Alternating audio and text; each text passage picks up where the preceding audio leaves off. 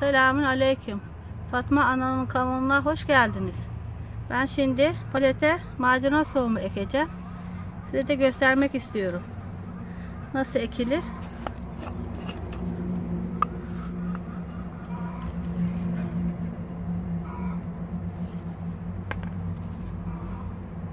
Bu benim kendi tohumum.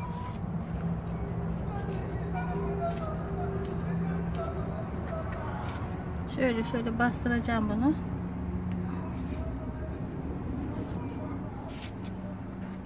Bismillahirrahmanirrahim.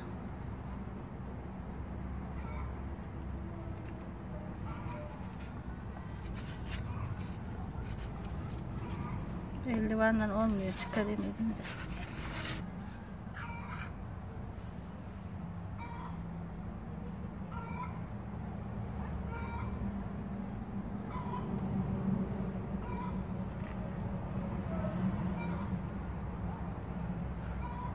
Tam atıyorum.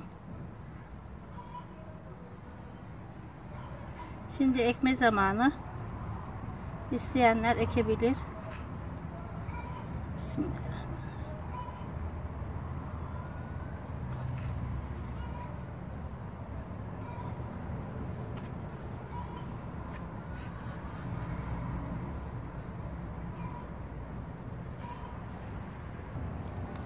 Bunları paletten çıkarıp başka bir yere de ekebilirsiniz.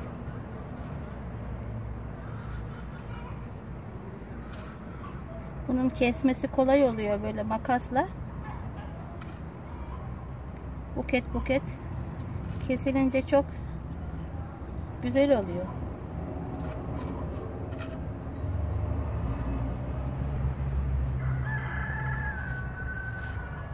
Ekmemişim. Şimdi ekmemişim. Şimdi gübreli toprak döküyorum. Bismillahirrahmanirrahim. Allah'ım bilsin. Yeryüzündeki kullar da iyisin ya Rabbim. Rızıklarımızı kesme Allah'ım. Ağzı dualı, göğsü imanları da nasip et Allah'ım. Allah'ın kuvvetine, meleklerin yardımıyla.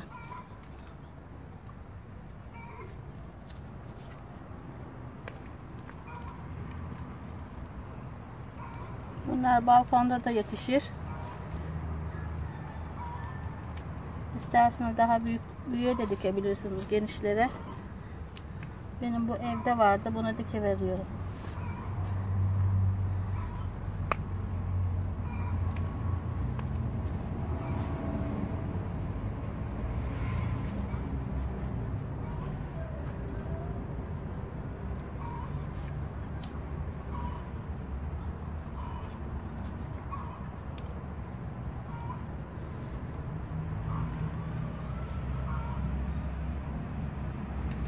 Şimdi bunları böyle bastıracağım.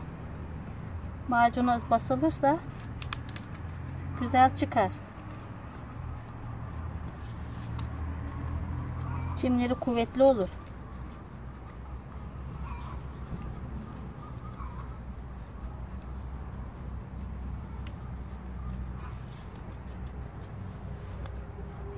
Ektim ben.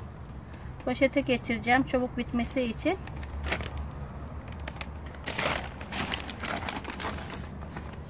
İçine geçiriyorum.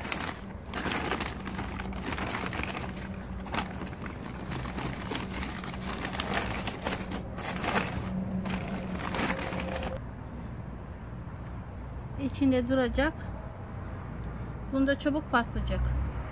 Allah'ın izniyle. Allah'a emanet olun. Beni izlemeye devam edin. Beni abone olmayı unutmayın. Allah'a ısmarladık.